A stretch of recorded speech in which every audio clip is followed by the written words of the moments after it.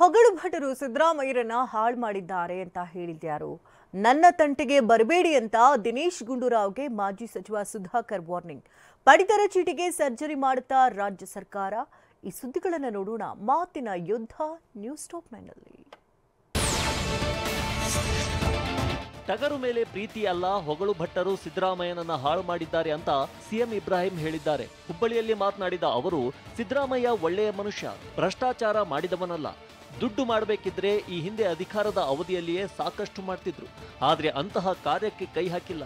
ಆದ್ರೆ ಅವರ ಒಳ್ಳೆತನವನ್ನ ಹೊಗಳು ಭಟ್ಟರು ಹಾಳು ಮಾಡ್ತಿದ್ದಾರೆ ಅಂತ ಕಿಡಿಕಾರಿದ್ರು. ಅಲ್ಲ, ಟಗರ ಮೇಲೆ ಪ್ರೀತಿ ಅಂತಲ್ಲ, ಒಳ್ಳೆ ಮನುಷ್ಯ. ಅದು ಮಾತಾಡಕ್ ಸಿದ್ದರಾಮಯ್ಯ ಭ್ರಷ್ಟರಲ್ಲ, ಹೊಗಳು ಭಟ್ರೆ ಹಾಳು ಮಾಡಿದ್ರು ಅವರನ್ನ. ನೈತಿಕತೆ ಇದ್ರೆ ಬಿಜೆಪಿ ನಾಯಕರು ರಾಜೀನಾಮೆ ಕೊಡಬೇಕಿತ್ತು ಅಂತ ಸಿಎಂ ಇಬ್ರಾಹಿಂ ವಾಗ್ದಾಳಿ ನಡೆಸಿದ್ದಾರೆ. ರಾಜ್ಯದಲ್ಲಿ ವಿರೋಧ ಪಕ್ಷದ ರೀತಿಯಲ್ಲಿ ಕೆಲಸ ಮಾಡ್ತಿಲ್ಲ. ಅಭಿವೃದ್ಧಿ, ನಿರುದ್ಯೋಗ, ಅತಿವೃಷ್ಟಿ, ಅನಾವೃಷ್ಟಿ ಬಗ್ಗೆ ಮಾತನಾಡದೆ ಬಿಜೆಪಿಯವರು ಬೇರೆಯದ್ದೇ ಕೆಲಸ ಮಾಡ್ತಿದ್ದಾರೆ. ಇನ್ನು ಕೆಲವು ದಿನಕ್ಕೆ ಗುತ್ತಿಗೆದಾರರು ಆತ್ಮಹತ್ಯೆ ಮಾಡಿಕೊಳ್ತಾರೆ ಅಂತ ಕಿಡಿಕಾರಿದ್ರು.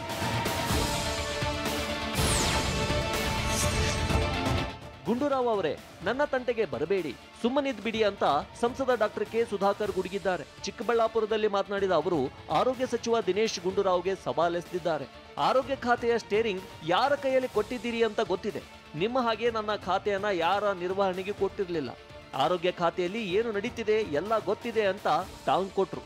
ದಿನೇಶ್ ಗುಂಡೂರಾವ್ರೆ, ನಿಮ್ಮ ಕಾರ್ಯವೈಖರಿ ಬಗ್ಗೆ ನಾನು ಮಾತಾಡ್ಲಿಕ್ಕೆ ಶುರು ಮಾಡಿದ್ರೆ, ನಿಮ್ಮ ಆಡಳಿತ ಒಬ್ಬ ಆರೋಗ್ಯ ಸಚಿವರಾಗಿ 15 ತಿಂಗಳ ಆಡಳಿತ ನಾನು ನೋಡ್ತಾ ಬಂದಿದ್ದೀನಿ. ನಾನು ಸ್ಟೇರಿಂಗ್ ನಾನೇ ಇಟ್ಕೊಳ್ತೀನಿ, ಇನ್ನೊಬ್ಬರ ಹತ್ರ ಸ್ಟೇರಿಂಗ್ ಇಕ್ಸಿಲ್ಲ. ಸಿಎಂ ಸಿದ್ದರಾಮಯ್ಯ ಮತ್ತು ದಿನೇಶ್ ಗುಂಡೂರಾವ್ ನನ್ನ ಬಗ್ಗೆ ಲಘುವಾಗಿ ಮಾತನಾಡಿದ್ದಾರೆ.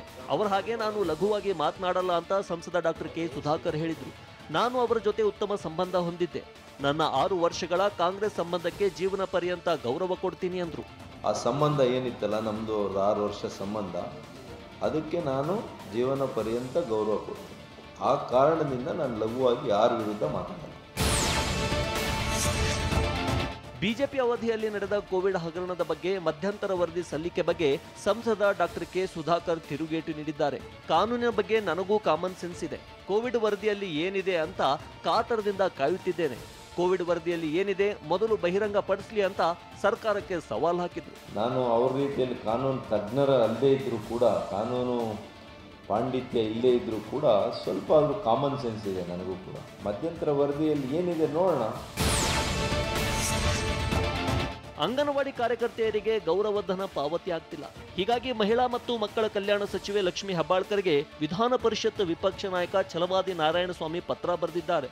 ಗೌರವಧನ ಸಿಗದೆ ಕಾರ್ಯಕರ್ತೆಯರು ಆರ್ಥಿಕ ಸಂಕಷ್ಟಕ್ಕೆ ಸಿಲುಕಿದ್ದಾರೆ. ಅಂಗನವಾಡಿ ಕಾರ್ಯಕರ್ತೆಯರಿಗೆ ಶೀಘ್ರವೇ ಬಾಕಿ ಗೌರವಧನ ಪಾವತಿಸುವಂತೆ ಮನವಿ ಮಾಡಿದ್ದಾರೆ.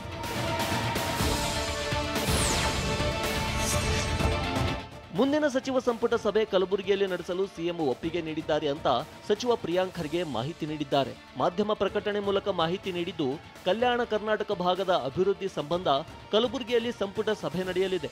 ಕಲಬುರಗಿಯಲ್ಲಿ ಸಂಪುಟ ಸಭೆ ನಡೆಸಲು ಸಿಎಂ ಸೇರಿ ಎಲ್ಲಾ ಸಚಿವರು ಒಪ್ಪಿದ್ದಾರೆ ಅಂತ ಹೇಳಿದ್ದಾರೆ. ಅನ್ನಭಾಗ್ಯ ಅಕ್ಕಿ ವಿತರಣೆ ಸಂಬಂಧ ಸಂಪುಟ ಸಭೆಯಲ್ಲಿ ಚರ್ಚೆ ನಡೆದಿದೆ. ಈಗಾಗಲೇ ಬಿಪಿಎಲ್ ಕಾರ್ಡ್ದಾರರಿಗೆ ಅನ್ನಭಾಗ್ಯ ಯೋಜನೆಯಲ್ಲಿ 10 ಕೆಜಿ ಅಕ್ಕಿ ಬದಲು 5 ಕೆಜಿ ಅಕ್ಕಿ, ಮತ್ತೈದು ಕೆಜಿ ಅಕ್ಕಿ ಬದಲು 174 ರೂಪಾಯಿ ಹಣ ಜಮೆ ಆಗ್ತಿದೆ. ಇದೀಗ ಅದನ್ನೇ ಮುಂದುವರಿಸಲು ಸಂಪುಟದಲ್ಲಿ ನಿರ್ಧರಿಸಲಾಗಿದೆ. ರಾಜ್ಯಕ್ಕೆ ಹೆಚ್ಚುವರಿ ಅಕ್ಕಿ ನೀಡಲು ಕೇಂದ್ರ ಸರ್ಕಾರ ಸಿದ್ಧವಿದ್ರೂ ಅಕ್ಕಿ ಬದಲು ಹಣವನ್ನೇ ನೀಡುವುದಕ್ಕೆ ರಾಜ್ಯ ಸರ್ಕಾರ ತೀರ್ಮಾನಿಸಿದೆ.